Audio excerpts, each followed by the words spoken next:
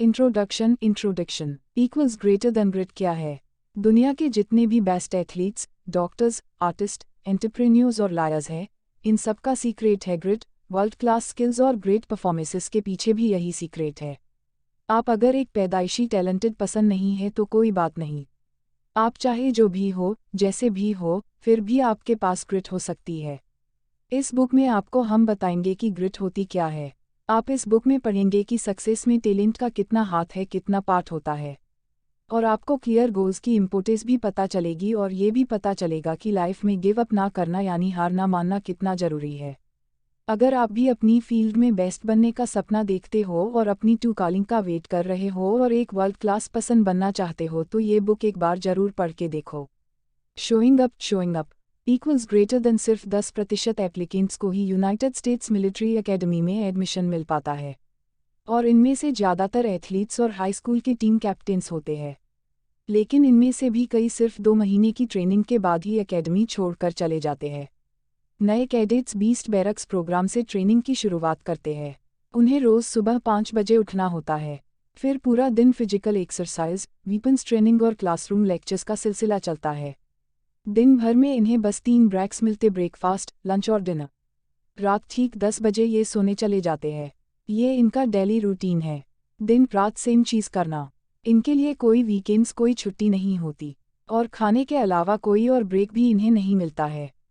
इन new cadets को बाहरी लोगों के साथ मिलने की परमिशन नहीं होती। बीस्ट बैरक्स की ट्रेनिंग कैडेट्स को फिजिकली ही नहीं बल्कि मेंटली और इमोशनली भी ट्रेन करती है, इन्हें स्ट्रोंग बना देती है। और यही मिलिट्री ट्रेनिंग का मतलब होता है, सोल्जर्स को इतना स्ट्रोंग बना देना कि वो फ्यूचर में आने वाले चैलेंजेस का सामना कर सके। दरअसल इस ट्रेनिंग के जरिए यूएस आर्मी ये शो कर लेती है कि कौन गिव अप करेगा और कौन ट्रेनिंग पूरी करके ग्रेजुएट बनेगा। कई साइकोलॉजिस्ट की हेल्प से कैडेट्स के लिए टेस्ट क्रिएट किए जाते हैं जिससे ये पता चल सके कि किसके अंदर क्या क्वालिटी है और इनमें से कौन ट्रेनिंग में टिक पाएगा। लेकिन कोई भी साइकोलॉजिस्ट ऐसा कोई परफेक्ट टेस्ट क्रिएट नहीं कर पाए है। कई बार तो मोस्ट इंटेलिजेंट और एथलेटिक टाइप के कैडेट्स भी ट्रेनिंग के बीच से ही चले जाते हैं।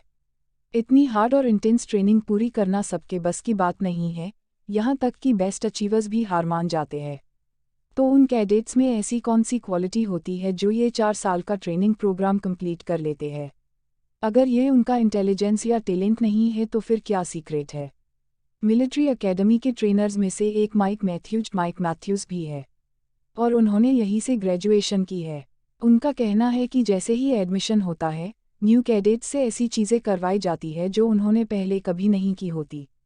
माइक को याद है कि जब वो भी एक कैडेट थे, बैरक्स ट्रेनिंग के सिर्फ 2 हफ्तों के अंदर वो भी बाकी क्लासमेट्स की तरह फ्रस्ट्रेटेड और टायर्ड फील करने लगे थे।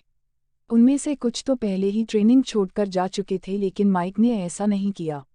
माइक बताते हैं कि उनके क्लासमेट्स कमज़ोर नहीं थे बल्कि वो काफ़ी स्ट्रॉन्ग, स्मार्ट और एक्टिव लोग थे। लेकिन मिलिट्री एकेडमी में इसके अलावा भी एक चीज़ मैटर करती है, और वो है कभी गिव अप ना करना। ऑथर एंजेला डकवर्थ ने मेडिसिन, बिजनेस, लॉ, आर्ट और स्पोर्ट्स की फील्ड के मोस्ट सक्सेसफुल लोगों का इंटरव्यू लिया है। उन्होंने उनसे पूछा कि वो कौन सी क्वालिटीज़ है जो हमें सक्सेसफुल बनाती है। ऐसा क्या है जो एक्स्ट्राऑर्डिनरी लोगों को बाकियों से अलग बनाता है? एंजेला ने देखा कि ऐसे कई सारे टैलेंटेड लोग हैं जो अपने करियर में बेस्ट बनने से पहले फेल हो चुके थे। एंजेला ने ये भी ऑब्जर्व किया कि ज़्यादातर सक्सेसफुल लोगों की 2 कॉमन क्वालिटीज़ होती है। पहली तो ये कि वो फेल होने के बाद भी गिव अप नहीं करते यानी आसानी से हार नहीं मानते। ये लोग अपनी स्किल्स इम्प्रूव करते रहते हैं। जैसे कि एक राइटर जो स्टार्टिंग में कुछ खास नहीं लिखता था, उसकी स्टोरीज मेलोड्रामेटिक और बोरिंग लगती थी, मगर उसने लिखना नहीं छोड़ा और अपने काम में इम्प्रूवमेंट करता चला गया। बाद में उस राइटर ने एक काफ़ी प्रेस्टीजियस अवार्ड भी जीता। सक्सेसफुल लोगों की दूसरी कॉमन क्वालिटी है कि वो कभी सेटिस्फाई नहीं होते। वो अपने काम में इम्प्रूवमेंट करते रहते हैं, तब तक करते हैं जब तक कि वो उसके मास्टर ना बन जाए। एक तरह से बोले तो उन्हें अपना काम से प्यार होता है। टास्क चाहे कितना भी फ्रस्ट्रेटिंग हो, बोरिंग या पेनफुल हो, ये उसे पूरा किए बिना छोड़ते नहीं। ये लोग अपने सबसे बड़े क्रिटिक्स होते हैं। इन्हें अपने काम में कोई ना कोई कमी दिखी जाती है, और नतीजा ये होता है कि ये बेहतर से बेहतर करते चले जाते हैं। अपने गोल्स को लेकर ये एकदम क्लियर होते हैं। तो अगर हम इन 2 क्वालिटीज़ के नाम रखें तो ये है प्रिजर्वेस और दूसरी पैशन। प्रिजर्वेस है हार्ड वर्क और गिर के फिर से उठना, और पैशन है पक्का इरादा और डायरेक्शन। और इन सब क्वालिटीज़ को हम एक नाम दे सकते हैं और वो है ग्रिट। यानी पैशन और perseverance, passion and perseverance. Distracted by talent, distracted by talent equals greater than successful होने के लिए सिर्फ टैलेंट से काम नहीं चलेगा। ऐसे कई टैलेंटेड लोग हैं जो एक लिमिट के बाद सेटिस्फाई हो जाते हैं। ये ना तो प्रैक्टिस करते हैं और ना ही कोई ट्रेनिंग। इनके अंडर परफॉर्म होने की यही मेन वजह है। दूसरी तरफ ऐसे भी लोग हैं जो बिल्कुल भी स्पेशल नहीं लगते।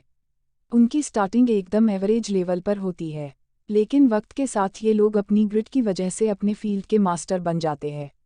बेशक इनमें टैलेंट हो ना हो, मगर अपने पैशन और परचेज की वजह से इन्हें सक्सेस मिलती है। यहाँ हम डेविड लुओंग की स्टोरी लेंगे, जो एंजेला के स्टूडेंट हुआ करता था। एंजेला पहले सैन फ्रांसिस्को के एक पब्लिक स्कूल में मैथ पढ़ाती थी। उसने नोटिस किया कि जिन बच्चों का मैथ अच्छा था उन्हें क्लास में एवरेज मार्क्स मिलते थे, लेकिन जो स्टूडेंट काफ़ी मेहनत और प्रैक्टिस करते थे वो टेस्ट और क्विज में काफ़ी अच्छा परफॉर्म करते थे। डेविड इन्हीं हार्डवर्किंग स्टूडेंट्स में से एक था। हालांकि वो मैथ में एवरेज था। डेविड थोड़ा शर्मिला टाइप था और चुपचाप रहता था। वो बैक बेंचर था। उसने ना तो क्लास में कभी कुछ पका सुनाया था और ना ही बोर्ड पर कोई प्रॉब्लम सॉल्व करके दिखाई थी। इसके बावजूद वो हमेशा अच्छे मार्क्स लाता था। एंजेला ने नोटिस किया कि डेविड बाकी बच्चों से ज़्यादा फोकस्ड और इरादे का पक्का था। एल्जेब्रा क्लास के बाद डेविड उससे बड़ी रिस्केट के साथ बोलता, मैडम मुझे और एक्सरसाइज करने दीजिए। एंजेला जो डेविड में पोटेंशियल दिखा, उसने डेविड को एडवांस मैथ प्रोग्राम ज्वाइन करने को बोला। 1 साल बाद एंजेला ने उससे उसकी परफॉर्मेंस के बारे में पूछा, तो डेविड ने बताया कि मैथ उसके लिए डिफ़िकल्ट है। उसे मुश्किल से A ग्रेड मिलता है। जब उससे कोई प्रॉब्लम सॉल्व नहीं हो पाती तो वो अपनी टीचर की हेल्प लेता है। फिर वो उन सवालों को दोबारा सॉल्व करने की कोशिश करता है। डेविड जब ग्रेजुएट हुआ तो उसे एडवांस्ड कैलकुलस क्लास में नंबर 1 पोजीशन मिली थी। एंजेला को पता चला कि डेविड ने कॉलेज में इकोनॉमिक्स और इंजीनियरिंग ली है। फिर डेविड ने मैकेनिकल इंजीनियरिंग में PhD की डिग्री ली और आज डेविड एरोस्पेस कॉर्पोरेशन के लिए काम करता है। एंजेला अपने इस स्टूडेंट पर काफ़ी प्राउड फील करती है। डेविड एक शर्मीला लड़का था जिसे मैथ में कम नंबर मिलते थे, लेकिन उसके प्रीजेस और पैशन ने उसे हाई पोजीशन तक पहुंचा दिया था। कौन सोच सकता था कि डेविड एक दिन रॉकेट साइंटिस्ट बन जाएगा। उसके पास नेचुरल टैलेंट नहीं था, मगर उसके अंदर ग्रिट ज़रूर थी।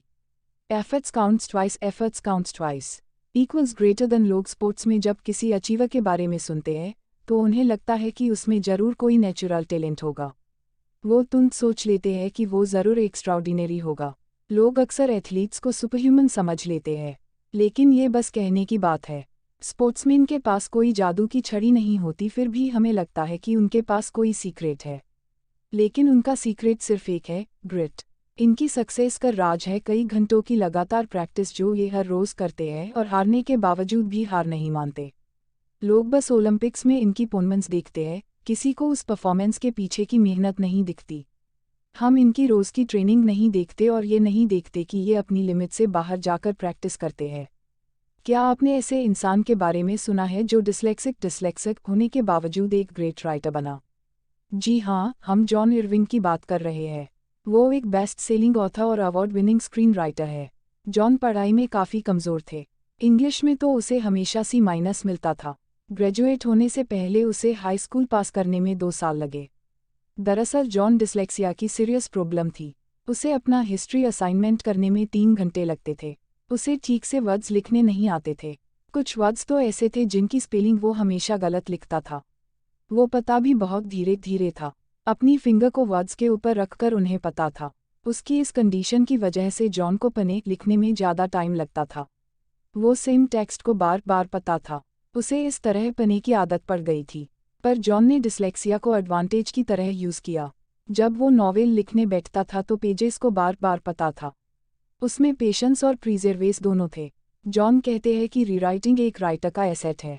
वो फर्स्ट ड्राफ्ट लिखने के बाद उसे दोबारा लिखता था। यही उसकी हैबिट बन गई थी। जॉन ने 20 से भी ज़्यादा नॉवेल्स लिखे हैं, जिनमें से 5 नॉवेल्स पर मूवी भी बन चुकी है। फेमस एक्टर विल स्मिथ का नेचुरल टैलेंट पर कुछ ये मानना है, मैंने कभी भी खुद को टैलेंटेड नहीं समझा, बल्कि मैं काफ़ी स्ट्रिक्ट वर्क एथिक में बिलीव करता हूँ। विल स्मिथ ये भी कहते हैं, बाकी एक्टर्स मुझसे बेटर या ज़्यादा स्मार्ट और सेक्सी हो सकते हैं लेकिन वो मुझसे आगे नहीं निकल सकते क्योंकि मैं कभी हार नहीं मानता। How gritty are you, how gritty are you equals greater than. एक दिन एंजेला डकवर्थ ने वाटन स्कूल में एक लेक्चर दिया। लेक्चर के बाद एक यंग एंटरप्रेन्योर उनके पास आया। वो ग्रिट के बारे में और जानना चाहता था। उस आदमी ने बताया कि उसने एक स्टार्टअप कंपनी खोली है और इस बिजनेस से उसने कई $1000 कमाए हैं। वो अपने गोल्स अचीव करने के लिए दिन रात मेहनत करता है, कई बार तो वो सोता भी नहीं है। उसकी बात सुनकर एंजेला काफ़ी इम्प्रेस हुई। उसने बिजनेसमैन से कहा, ग्रिट का मतलब इंटेंसिटी से कहीं ज़्यादा स्टेमिना के बारे में है, और अगर तुम 2 साल बाद भी इसी प्रोजेक्ट पर रहोगे तो मुझे मेल कर सकते हो। उस आदमी ने कहा, मैं शायद अगले 2 साल कोई और स्टार्टअप नहीं करूँगा। एंजेला ने उसे बोला कि अगर तुम अपने एटीट्यूड में ग्रिट लाना चाहते हो तो जो चीज़ तुम कर रहे हो उसे कंटिन्यू करते रहो। चाहे तुम कंपनी चेंज कर लो लेकिन अपना पैशन और डायरेक्शन सेम रखो। यानी एक ही इंडस्ट्री या करियर पाथ में बने रहो। एक चीज़ छोड़कर दूसरी चीज़ में हाथ डालना ग्रिट नहीं है, क्योंकि बेस्ट बनने का कोई शॉर्टकट नहीं है। जिस चीज़ में आपको एक्सपर्ट या एक्स्ट्राऑर्डिनरी बनना है और सक्सेस अचीव करनी है, उसी चीज़ की आपको लंबे टाइम तक प्रैक्टिस करनी पड़ेगी। जिसके पास ग्रिट होती है, वो अपने काम से इतना प्यार करता है कि चाहे कुछ भी हो जाए वो कभी गिव अप नहीं करता।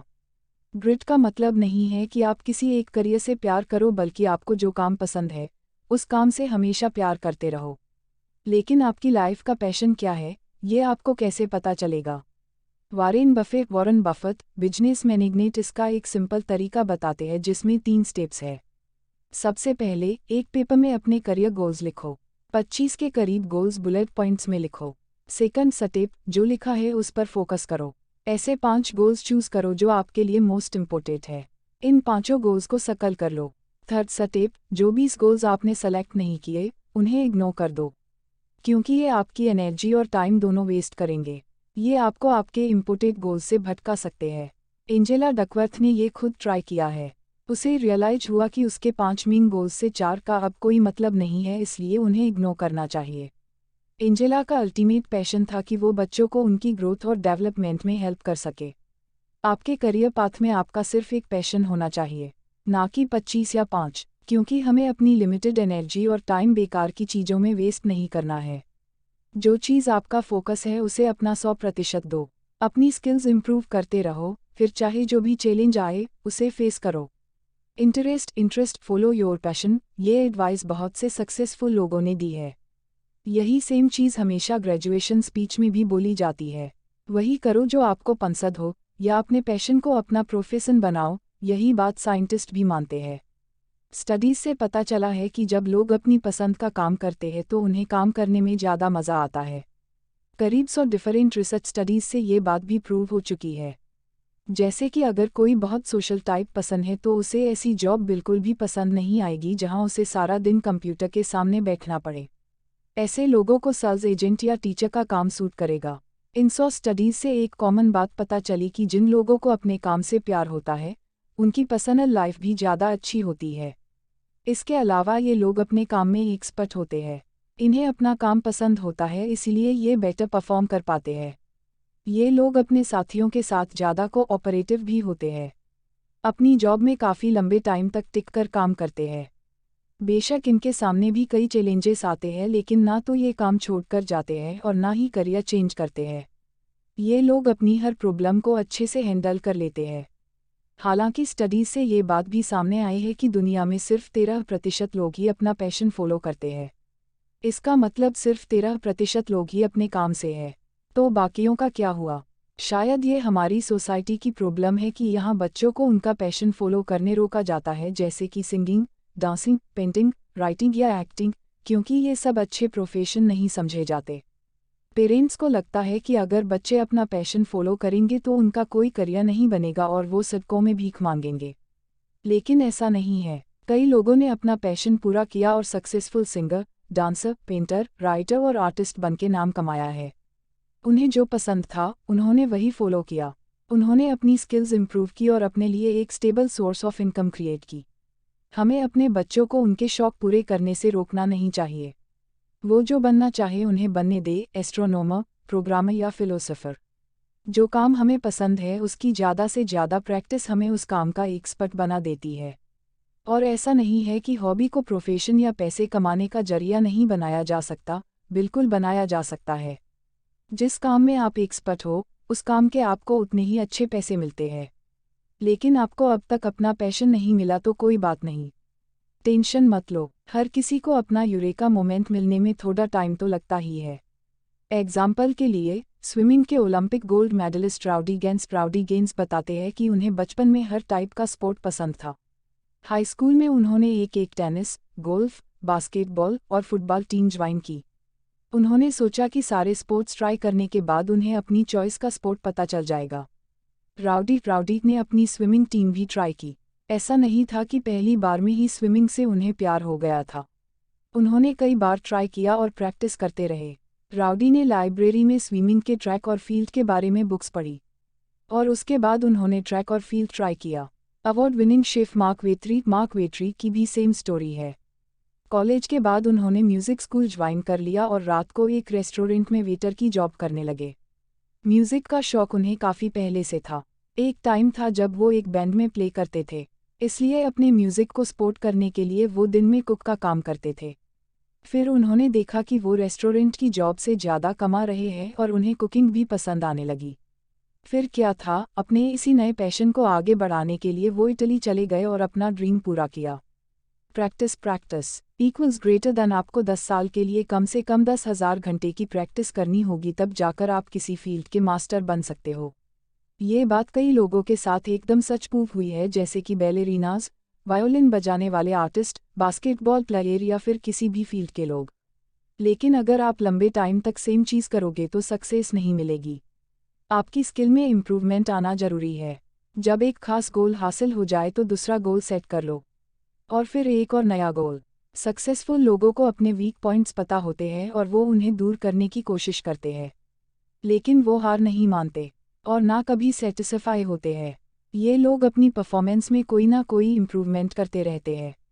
अगर आप इसका ग्राफ बनाएं तो पता चलेगा कि जो लोग अपने करियर की स्टार्टिंग में ही गिव अप कर लेते हैं, वो अपनी स्किल्स में पीछे रह जाते हैं। हर रोज़ सेम चीज़ रिपीट करने वाले भी इम्प्रूव नहीं करते, मगर वर्ल्ड क्लास एक्सपर्ट अपनी स्किल्स में लगातार इम्प्रूवमेंट लाते रहते हैं। यही सक्सेस का आइडिया पाथ है। प्रोफेसर एंडर्स एरिक्सन एक साइकोलॉजिस्ट है जिन्होंने वर्ल्ड क्लास अचीवर्स को काफ़ी करीब से स्टडी किया है। एक दिन एक लेडी ने उनसे एडवाइस मांगी, सर, मैं रोज़ सुबह 1 घंटे जॉगिंग करती हूँ लेकिन मेरी परफॉर्मेंस इम्प्रूव नहीं हो रही।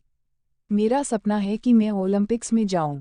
प्रोफेसर एरिक्सन ने उससे पूछा, क्या जॉगिंग करते वक्त तुम्हारा कोई खास टारगेट होता है?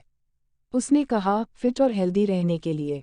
तो प्रोफेसर ने कहा, जब तुम रनिंग करती हो तो एक फिनिश टाइम या डिस्टेंस का टारगेट रखो। तुम्हारे अंदर कोई स्पेसिफिक क्वालिटी होनी चाहिए जिसे तुम इम्प्रूव कर सको। फिर उन्होंने उस लेडी से पूछा कि वो रनिंग करते वक्त क्या सोचती है। तो उसने कहा, कभी कभी मैं अपने दिन भर के कामों के बारे में सोचती हूँ या फिर डिनर के लिए क्या बनाऊँ ये सोचती हूँ।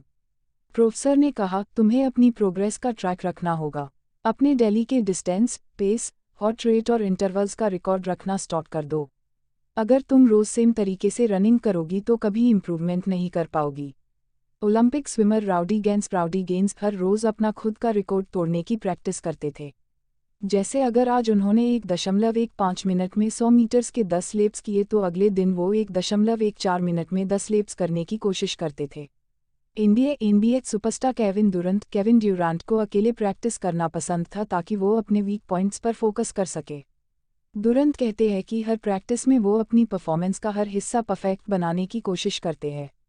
अतुल गावंडे, जो कि एक एक्सपर्ट सर्जन है, वो कहते हैं कि लोग सोचते हैं कि एक सक्सेसफुल सर्जन होने के लिए आपको अच्छे हाथों की ज़रूरत है, लेकिन सच तो ये है कि एक अच्छा सर्जन बनने के लिए हर रोज़ एक डिफ़िकल्ट प्रोसीजर से गुजरना पड़ता है। फेमस मैजिशियन डेविड ब्लेन ने पानी के अंदर 17 मिनट तक सांस रोककर वर्ल्ड रिकॉर्ड तोड़ा था। अपने टेड टॉक में उन्होंने बताया कि जो चीज़ हमें इम्पॉसिबल लगती है, उसे करने के लिए घंटों की प्रैक्टिस और ट्रेनिंग की ज़रूरत पड़ती है, जिसका मतलब है कि हर बार हमें अपनी लिमिट पुश करनी होती है, यानी अपनी लिमिट को हर बार बढ़ाना है। और डेविड ब्लेने के लिए तो मैजिक का असली मतलब यही है। Purpose equals greater then. दुनिया में जितने भी सक्सेसफुल लोग हैं उनके पास एक पर्पज होता है जो उनकी खुद की लाइफ से बड़ा होता है। पर्पज वो डिजायर है जो दूसरों की वेल बीइंग को इम्प्रूव करे। कोई भी सक्सेस जर्नी एक इंटरेस्ट के साथ स्टार्ट होती है, यानी एक ऐसा काम ढूंढना जो आप एंजॉय करो। अगली स्टेज है प्रैक्टिस और सेल्फ डिसिप्लिन। अपना करियर कभी मत छोड़ो चाहे कितनी भी मुश्किलें आए। और फाइनल स्टेज है पर्पस। आप जो भी करते हो उसका एक ग्रेट पर्पज तो होना ही चाहिए।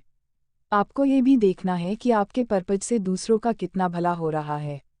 आप इसे ब्रिकलेयर्स यानी ईंट बिछाने वालों की स्टोरी से समझ सकते हैं। एक दिन 3 ब्रिकलेयर्स धूप में काम कर रहे थे। तभी एक अजनबी आया और उनसे पूछा, तुम लोग क्या कर रहे हो? पहले ब्रिकलेयर ने जवाब दिया, मैं ईंटें बिछा रहा हूँ। दूसरे ने कहा, मैं एक चर्च बना रहा हूँ। तीसरे ने बोला, मैं भगवान का घर बना रहा हूँ। तो बात यह है कि पहले ब्रिकलेयर के लिए ये सिर्फ एक जॉब है। ईंटें बिछाना उसका काम है और वो इस काम को इसी तरह देखता है।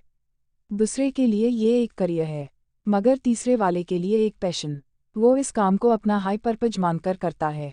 इसलिए जो लोग अपने काम में कोई पर्पज ढूंढ लेते हैं वो औरों के मुकाबले ज़्यादा सक्सेसफुल होते हैं। यही लोग अपने काम से हमेशा खुश रहते हैं। सिर्फ काम में ही नहीं बल्कि लाइफ के हर फील्ड में ये खुश रहते हैं।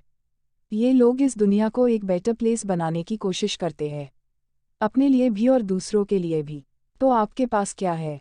आपका काम आपका सिर्फ जॉब है या करियर है या पैशन? क्या आप सिर्फ पैसे कमाने लिए काम करते हैं? क्या आप प्रमोशन के लिए काम करते हैं? या आप औरों की लाइफ बेटर बनाने के लिए काम करते हो? इस बात को आप इस स्टोरी से समझोगे। जेन गोल्डन फिलाडेल्फिया की एक म्यूरल आर्टिस्ट है। वो जब 29 की थी तो उसे पता चला कि उसे लुपस कैंसर है। डॉक्टर ने उसे बोल दिया था कि उसके पास अब ज़्यादा टाइम नहीं है। जेन इस खबर से बुरी तरह हिल गई थी, लेकिन उसने डिसाइड किया कि कैंसर की वजह से वो जीना नहीं छोड़ेगी। वो अपने होम टाउन चली गई और वहाँ एक लोकल एंटी ग्रेफिटी प्रोग्राम में हिस्सा ले लिया। और अगले 30 सालों में जेन ने इस प्रोग्राम को वहाँ से सबसे बड़े पब्लिक आर्ट इनिशिएटिव में बदल दिया था। जेन अब 60 साल की हो चुकी है और काफ़ी जिंदादिल है। वो पूरे हफ्ते दिन रात काम करती है, उसे अपने काम से प्यार है। जेन अपनी कम्युनिटी के लोगों को म्यूरल पेंटिंग सिखाती है। हालांकि लुपस अटैक उसे अभी भी आते हैं, उसे काफ़ी पेन होता है। लेकिन जेन दुखी रहकर जीने में यकीन नहीं रखती। वो पूरे जोश के साथ अपना काम करती है और दूसरों को भी मोटिवेट करती है। जेन लोगों को आर्ट सिखाकर एक तरह से उनकी हेल्प करती है, क्योंकि जेन को लगता है आर्ट सेव्स लाइव्स, यानी आर्ट जिंदगी बचाता है। Conclusion equals greater than grit है पैशन और perseverance. Grit is passion plus perseverance, यानी वो करना जो आपको दुनिया में सबसे ज़्यादा पसंद हो और उसके बारे में जानना। ग्रिट का मतलब है अपनी लिमिट्स को पुश करना। आप हमेशा खुद को लिमिट में बांध लेते हैं और अपने सपनों तक कभी नहीं पहुंच पाते। लेकिन अपनी कमजोरियों को अपने रास्ते की रुकावट मत बनने दो, खुद को ही चैलेंज दो। याद रखो, जो इंसान खुद की कमियों को जानता है वही उन्हें दूर कर सकता है। अब जबकि आप जान चुके हैं कि वर्ल्ड क्लास बनने के लिए सिर्फ टैलेंट की नहीं बल्कि प्रैक्टिस की भी ज़रूरत पड़ती है, और आपको 10,000 घंटे की प्रैक्टिस की ज़रूरत है, जिससे आपके अंदर लगातार इम्प्रूवमेंट होती रहेगी। और इसके लिए आपके पास कोई हाई पर्पस होना चाहिए। एक कहावत है कि जब जागो तब सवेरा, इसलिए अभी भी कोई देर नहीं हुई है। अपना गोल्स और प्रिजर्वर ढूंढो और चाहे जो कुछ हो, अपनी ग्रिड कभी मत छोड़ो। उम्मीद है आपको ये पसंद आया। ऐसे ही और सारांश के लिए आप हमारे ब्लॉग को सब्सक्राइब कर सकते हैं। आपको यह ब्लॉग कैसा लगा हमें कमेंट करके ज़रूर बताएं।